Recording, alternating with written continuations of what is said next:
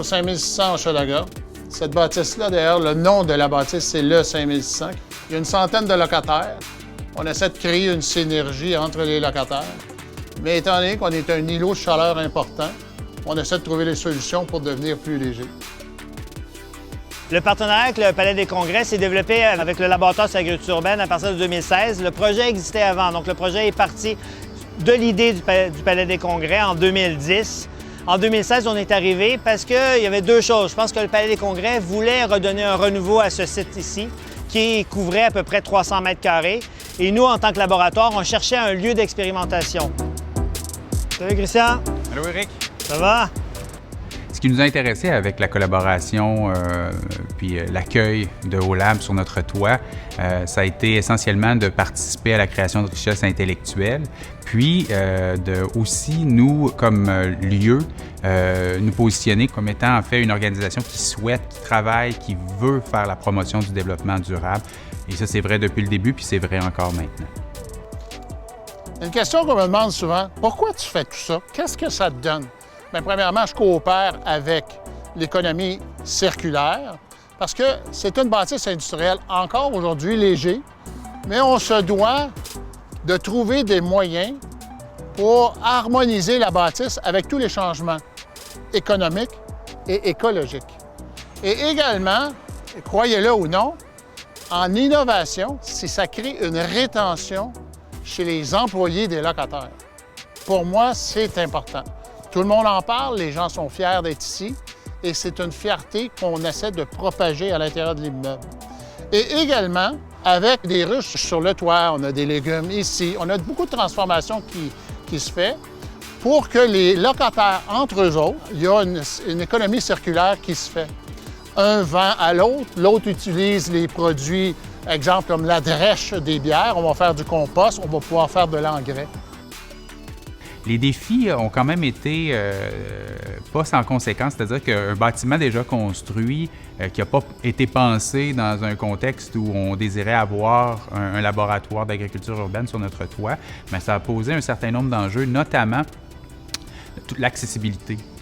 Un bâtiment, normalement, tu en maîtrises l'ensemble des accès, accès au toit, sécurité quand même, et aussi, un laboratoire d'agriculture a des besoins quand même importants en commodité, ne serait-ce que l'eau, certains espaces pour accueillir du matériel.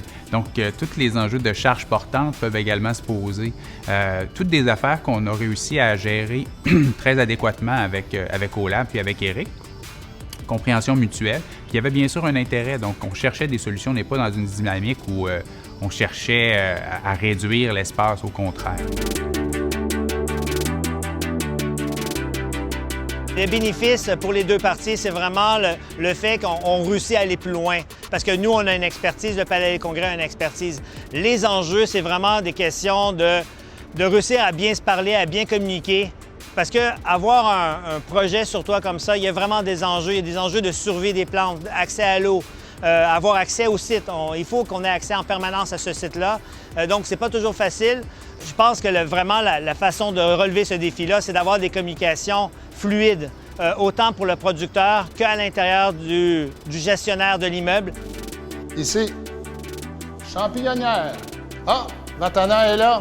Bonjour, bonjour. Le créateur. On va faire visiter notre ferme. Fait qu'ici, on a un espace d'environ 2200 pieds carrés où est-ce qu'on cultive environ 6 variétés de champignons, ici même dans Hochelaga. On a visité plusieurs autres locaux avant de trouver celui-ci.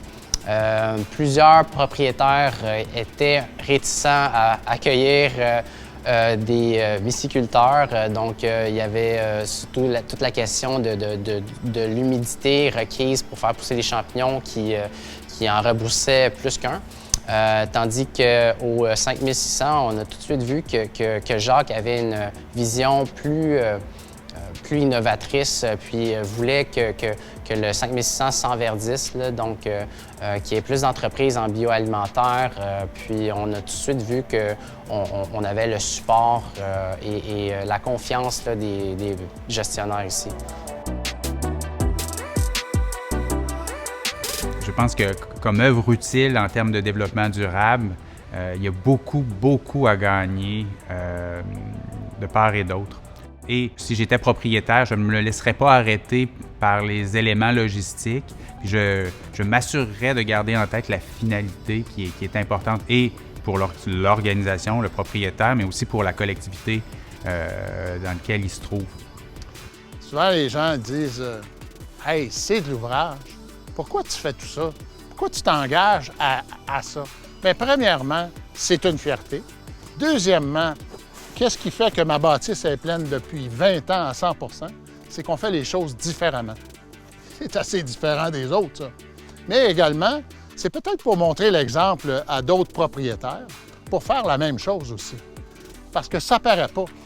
Mais ça, c'est un petit bout de planète qu'on peut sauver. Chaque personne qui fait un petit quelque chose peut faire une grande affaire si on est des millions à le faire.